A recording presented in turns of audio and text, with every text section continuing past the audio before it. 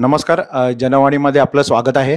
आज आपण आहोत के.व्ही. पेंढारकर कॉलेजमध्ये आणि तेथील पेंढारकर कॉलेज डोंबिवली शिक्षण प्रसारक मंडळाचे जे सर्वेसर्वा आहे श्री प्रभाकर देसाई साहेब यांच्याशी आज आपण बोलणार आहोत. आता सध्या पेंढारकर कॉलेजचा जो मुद्दा उपस्थित झाला आहे, महाविद्यालय हे आता अनुदानितवरनं विना अनुदानित करण्यामुळे काही शिक्षकेतर आणि शिक्षक कर्मचारी शिवाय विद्यार्थी आंदोलन करणार आहेत.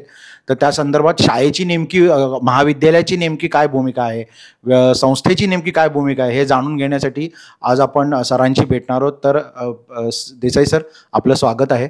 तर आत्ता सर, हा जो आत्ता मुद्दा पुन्हा एकदा चर्चेला आलेला आहे की शाळेचं अनुदानित तत्वावरनं विना अनुदानित तत्वावर शाळा गेली आहे आणि त्याच्यामुळे शिक्षक आता सध्या आंदोलन करत आहेत किंवा शिक्षक नाराज आहेत.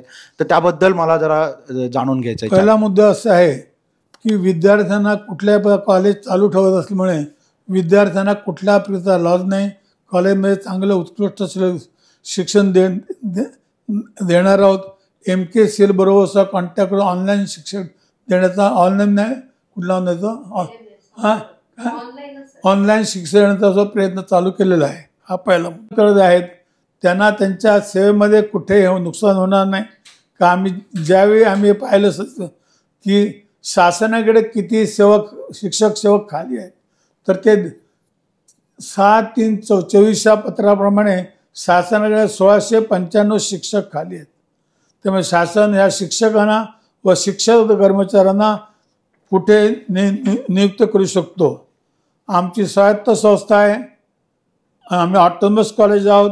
त्याप्रमाणे आम्ही बऱ्याच आमच्या कॉलेजमध्ये नवीन शिक्षण प्रथा आम्ही चालू केलेली आहे आणि त्या प्रथामध्ये हे जुने शिक्षक आहेत त्यांना अडथळा असतो आणि शिक्षक कर्मचारी हे अजिबात काम करत नसल्यामुळे आम्ही दर महिन्याला 2 लाख रुपये खर्च करून स्वच्छता पाळण्यासाठी कॉन्ट्रॅक्ट दिले आहे. हे आर्थिकदृष्ट्या आम्हाला परवडत नाही. संस्थेचे इतर उपक्रम बरेच आहेत. त्यांचं सिस्टमचं स्कूल आहे, प्रभाकर देसाईंचं स्कूल आहे, प्लेग्राऊंड आहेत.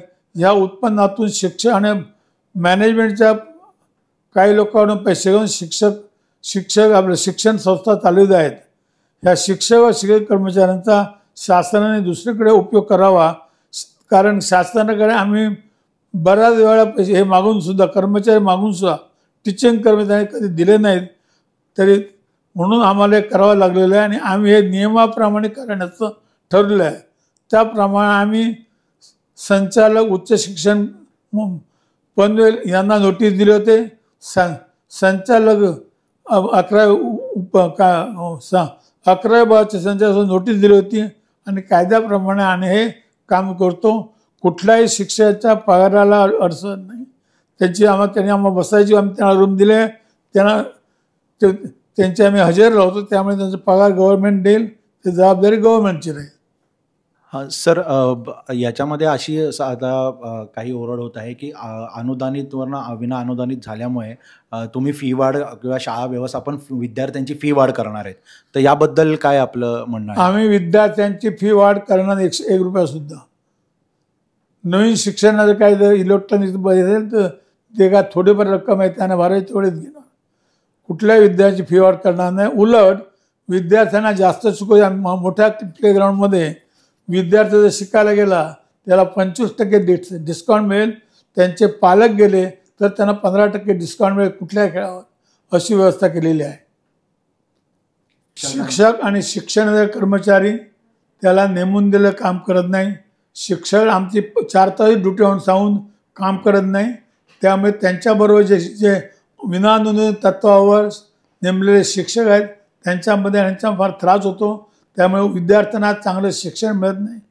हे त्याचप्रमाणे मंडळ अनुदानित करायचा, विनाअनुदानित करून शिक्षणक्रम कसं वाढेल आणि मंडळाचं नाव कसं वाढेल, हा एक प्रयत्न आहे आणि तो प्रयत्न पूर्ण करण्याचं माझ्या 86 वर्षी मी ठरवलं आहे आणि त्याप्रमाणे मी आणि माझे सहकारी ते पूर्ण करू.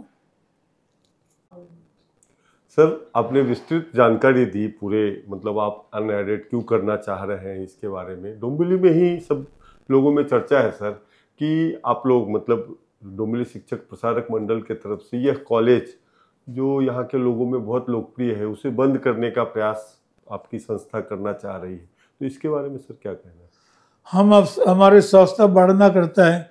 आप जो आएगा तो 2 दिन वो बिल्डिंग के अंदर घूमेगा, कितना अच्छा काम चला है, कितना रंग काम चला है, वो आप देखेगा कितना क्लीन रखता है। वो देखने बाद में हम लोग बंद करने का मत सोचो। हम लोग फर्स्ट ग्रेड का कॉलेज के अंदर का एफर्ट्स करेंगे। डोमली का सब लोग, दिस कॉलेज डोमली का पहला कॉलेज है, वो स्थापन मैं किया, वो कभी बंद नहीं करेगा।